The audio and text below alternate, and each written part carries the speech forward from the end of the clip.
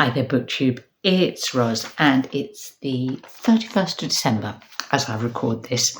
And it's that time of year when lots of people are putting videos out about their best of the year things.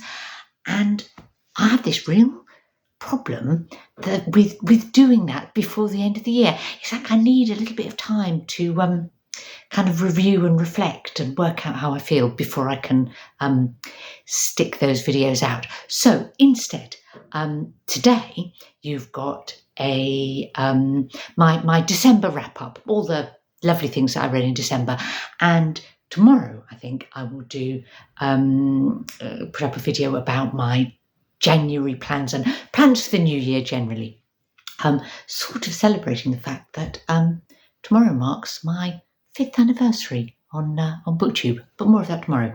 So, the best ofs will come in a week or so. Maybe even next weekend I might start. Now, I finished 16 things in December. Bit of time off, so bit of extra reading time. Lovely mixture of long things and short things, and I had a little adventure into YA fantasy, unusual for me. I read a couple of delightful classics, some interesting backlist stuff, 2 really stunning new novels. An amazing poetry collection. Let's have a romp through all of that, and I'm going to start with brilliant backlist book and a very special buddy read that I did with Joe Smith.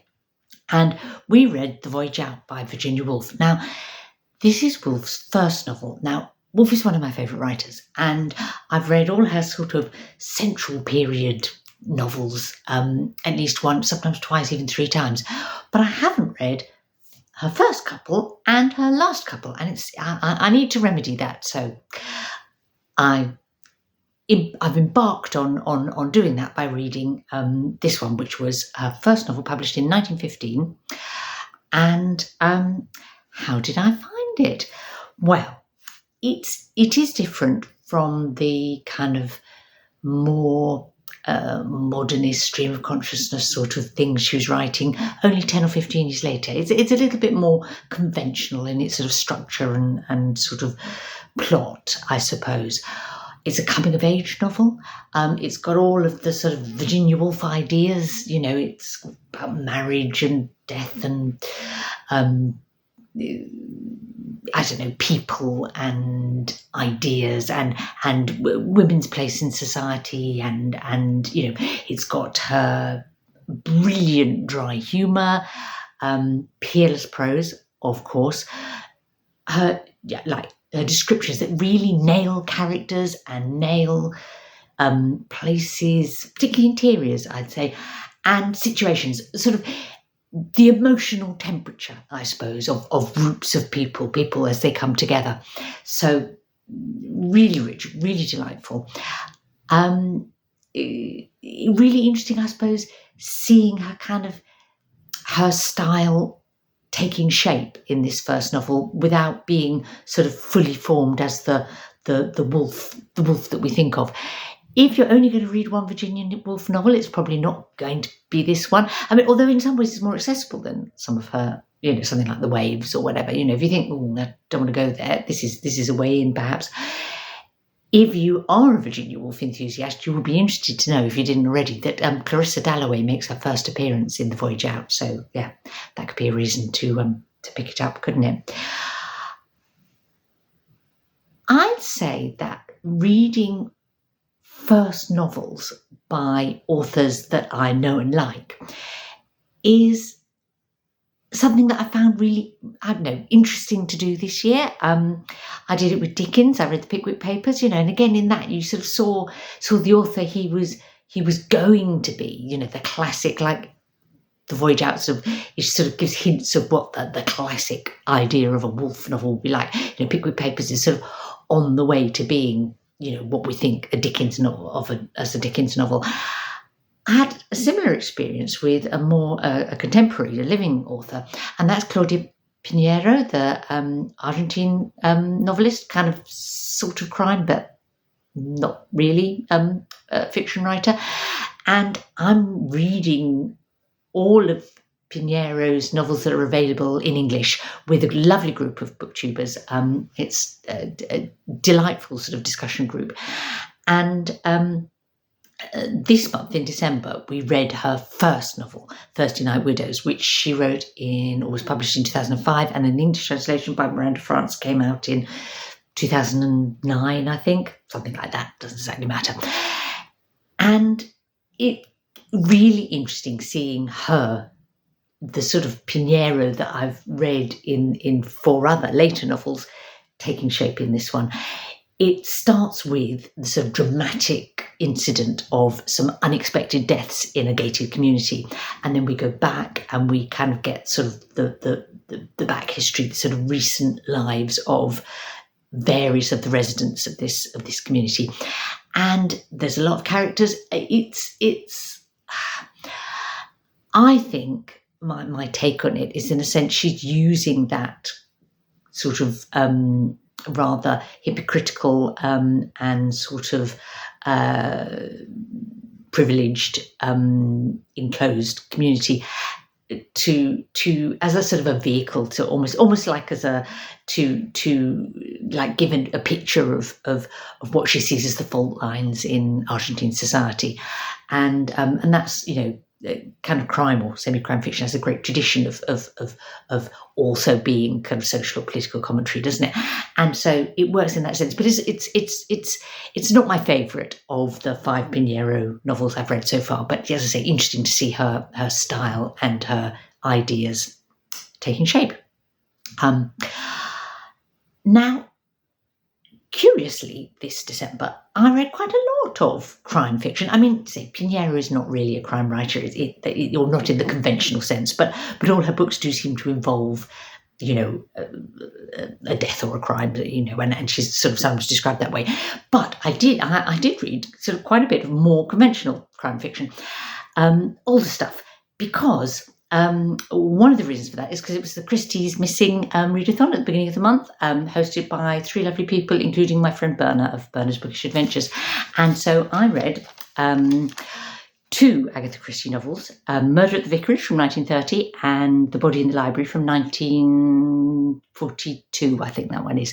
Both kind of early Miss Marple novels. And how lovely. I mean, it just is a reminder of how relaxing, entertaining, kind of reassuring almost it is reading, and satisfying reading Agatha Christie, particularly, you know, when she's at her best. And it was an enormous pleasure. And I also in December continued to indulge my Sherlock Holmes binge that I'm on at the moment, reading Conan Doyle's Sherlock Holmes, or rather listening to them in the audio book by Stephen Fry. And I read 2 more collections of short stories about Holmes and Watson. The Return of Sherlock Holmes from 1905 and His Last Bow from 1917. And, you know, for sheer entertainment value, you know, really can't be beaten. Such a pleasure. What reading so many of them, I suppose, reminded me of, or sort of threw into sharper relief, I suppose, is the way when you read sort of books from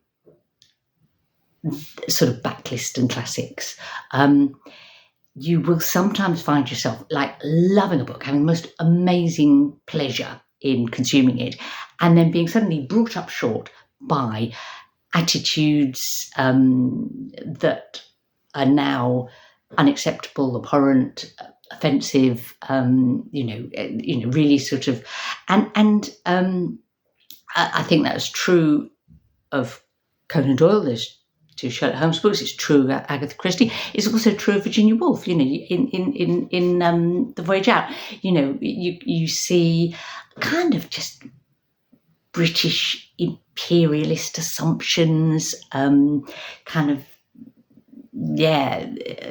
conscious and or subconscious racism, and often sort of attitudes towards sort of class and women, you know, that are problematic. to read now.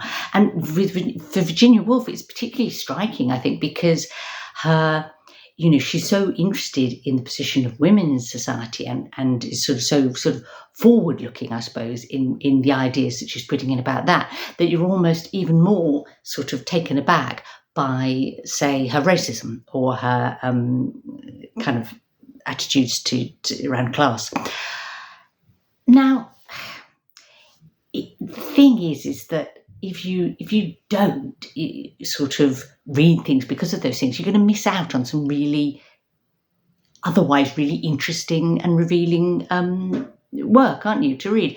And another example that kind of brought me the same experience, I suppose, this month was I read a modern classic from Brazil, The Captains of the Sands by Jorge Amado. And that's from 1937.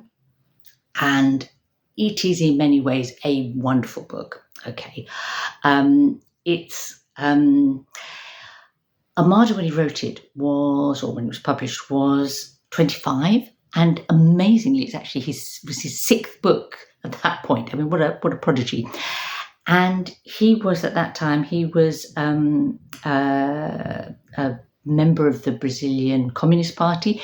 His early books, those first 6 books, he was writing, as he describes it, so trying to give a picture of his birth province, Bahia, and sort of convey the life and the people of that area in those books. And this book is about a group, a gang, 100 or so, basically street kids.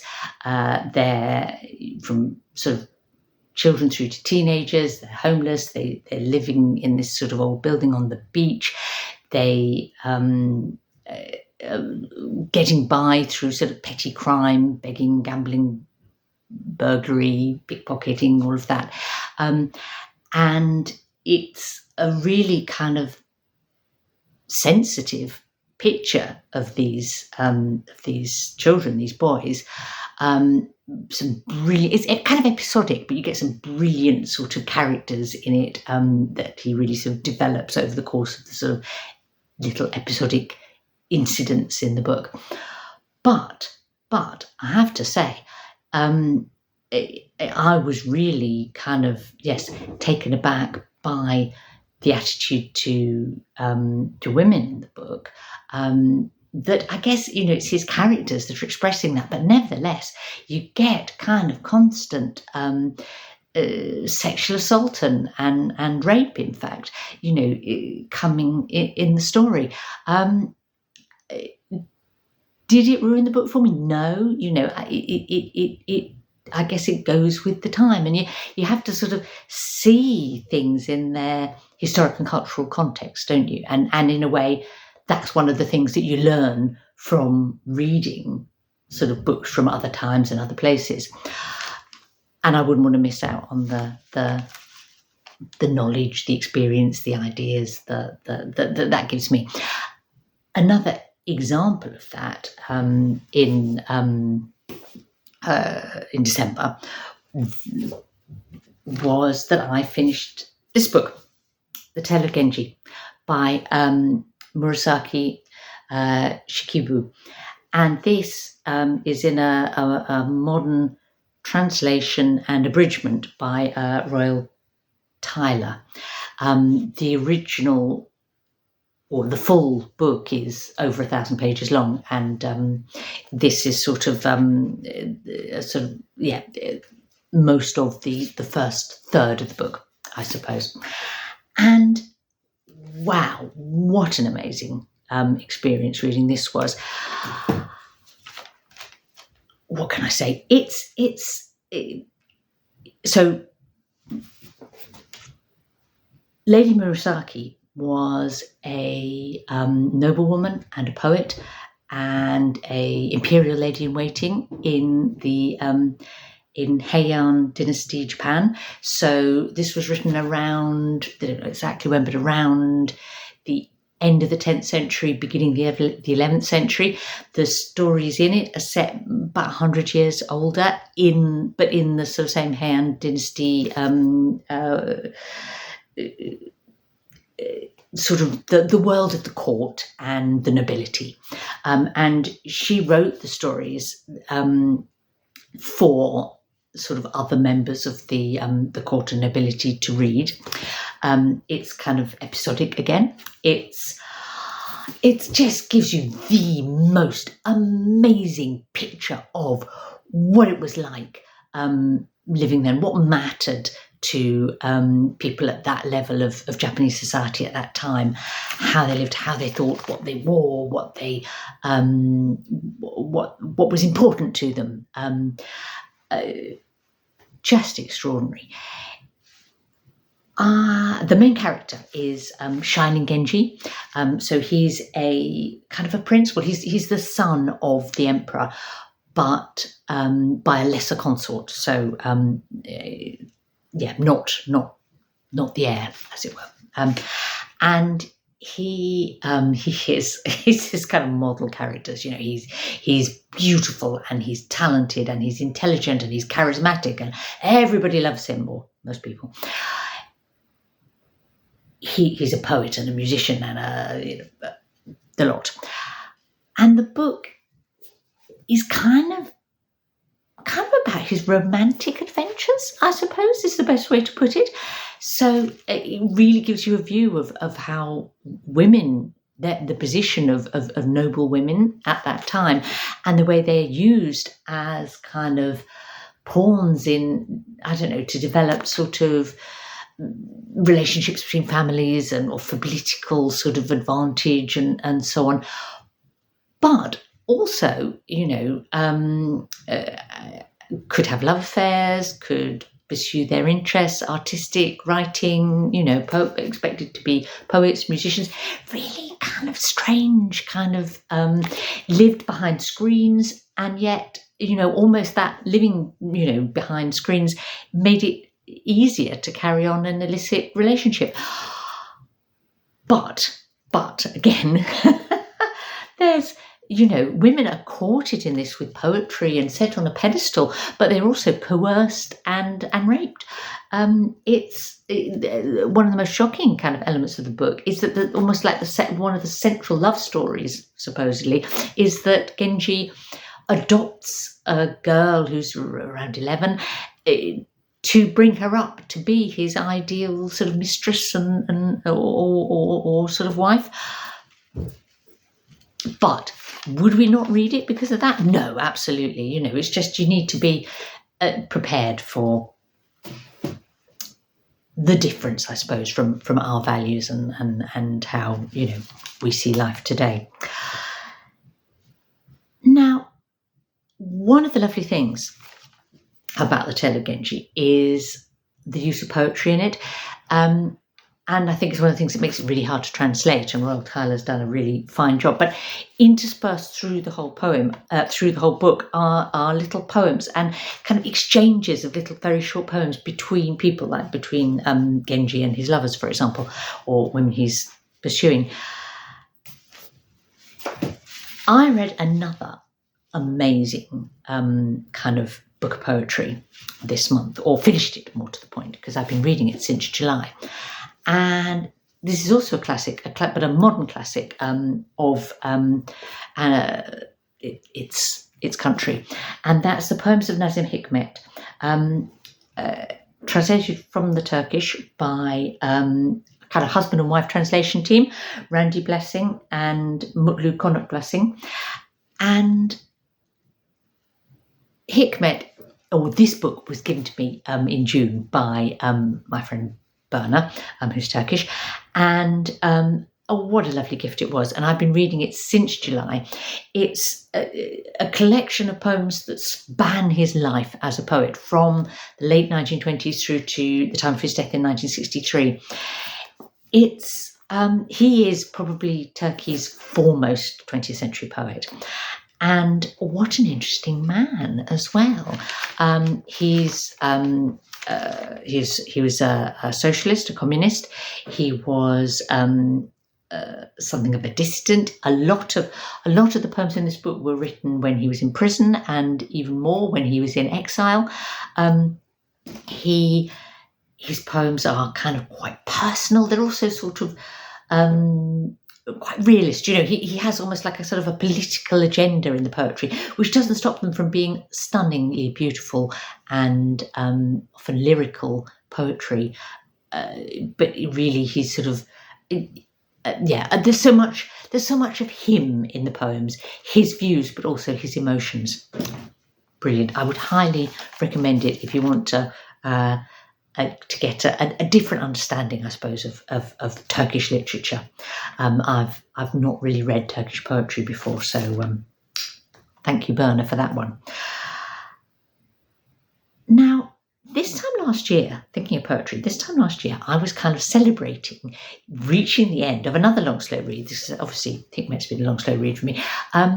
Reading Shakespeare's sonnets, all 154 of them, in tandem with watching Two-Tight-Lautrec's videos about the sonnets.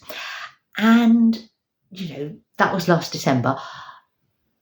Long gone. What a joyful surprise to see a new video from Two-Tight-Lautrec this December, middle of this December, about A Love's Complaint. Now, A Love's Complaint is a sort of a longish narrative poem that was published by Shakespeare. Obviously, it was published in the 1609 quarto edition of his sonnets as a sort of rounding up poem at the end. And I've never read it. Of course, when I saw Two Tight's video, I thought I could read it and then watch the video, which I did. Oh, wonderful. I now know that actually there was a kind of a convention at the time of sticking a kind of a narrative poem, a woman's complaint about love, at the end of sequences of sonnets. I had no idea. If you want to know more, watch Two Tight's video. I'll stick a link to it in the show notes. So that was a lovely surprise. Now, I mentioned that the Sherlock Holmes books that I read, I listened to on audio, and I had the time to listen to another 2 whole collections, because I was driving to and from Yorkshire to visit Tilly.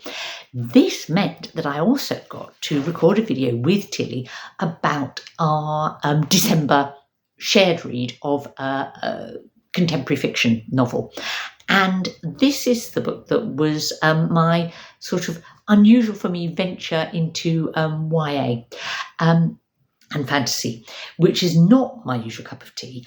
But we decided we wanted to read something a little bit more lighthearted and, a bit different from my usual fare, at least.